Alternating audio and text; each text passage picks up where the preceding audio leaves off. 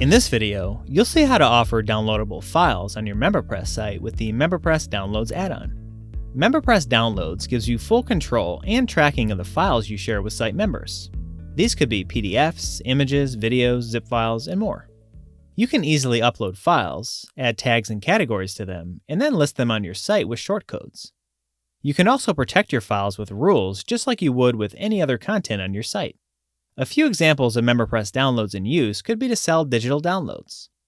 Once someone buys a membership, you could list your downloadable files on a page for members to download them.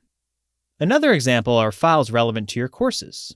This could be PDF reports or reference documents users can use offline or even print.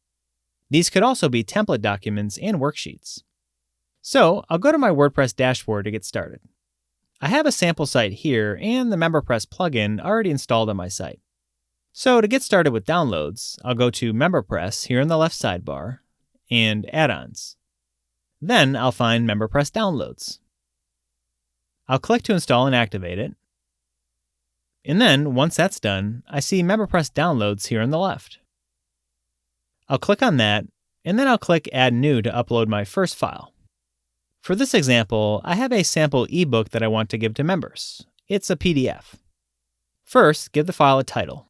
Use something unique that'll help you identify this file later. So I'll give mine this title here. Then here, you can either drag and drop a file to upload it, or click here to select a file on your computer.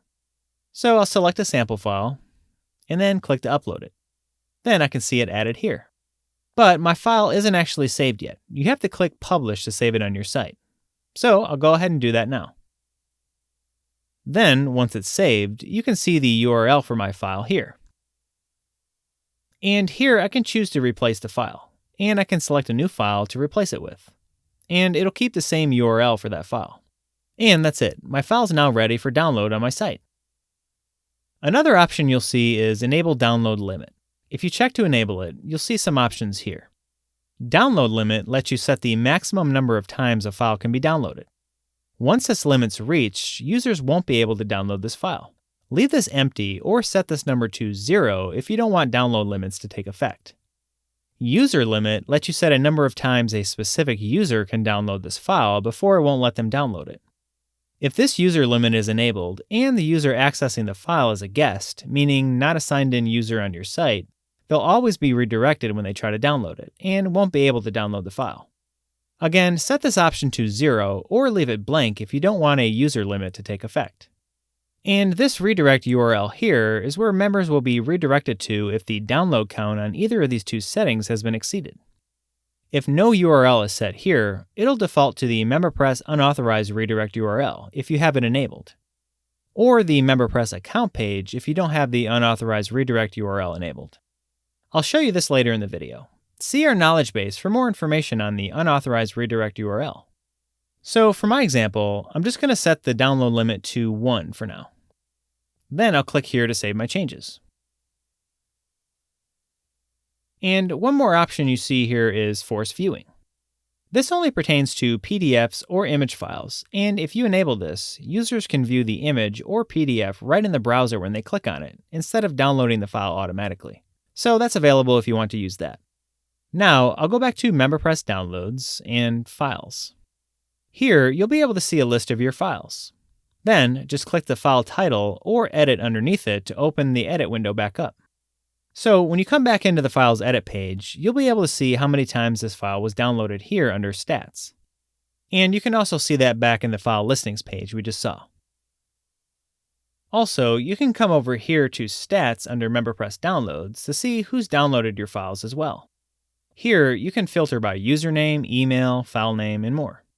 You can also search for a particular username or email to see what files a user has downloaded. Now, another important feature of having files on your site is the ability to protect them with MemberPress rules. If I go back to Files and click on my sample file, you can see these sections here for categories and tags. You can apply tags or categories to your files and use them to restrict access. So you might have a bunch of PDFs on your site, for example, and want to offer them all to users on your site with a pro membership. You could apply a tag called PDF to them all and set a rule with the tag. You can add tags or categories here. Just type the name for a tag, PDF for example, and hit enter to apply it here. Then just click to save it. But for my example, I'll go ahead and remove that tag. Another way to create tags and categories are to click Tags and Categories here under MemberPress Downloads.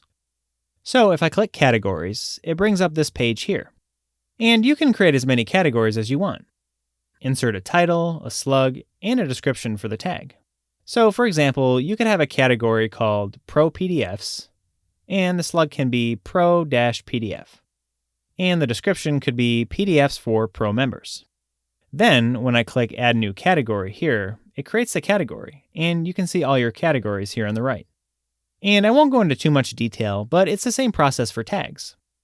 I'll click Tags here on the left, and create a new tag called just PDF.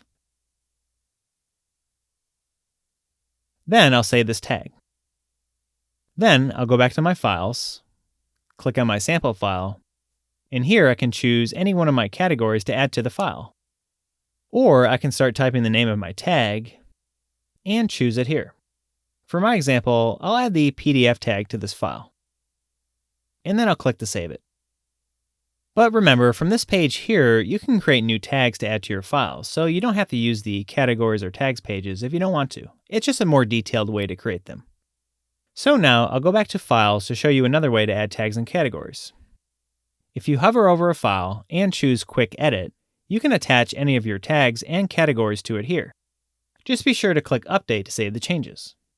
Again, it doesn't really matter which method you use to add categories or tags. I just wanted to show you them all. Okay, now that I have a tag added to my sample file, I'm going to create a MemberPress rule to protect it. So I'll go to MemberPress and Rules. Then click Add New. Here, you'll see a number of different options to protect files. You could just protect one single file, all your files, or files with a specific category or tag applied to it. For my example, I'll select Files with File Tag. Then I'll begin typing PDF, and then select my PDF tag here.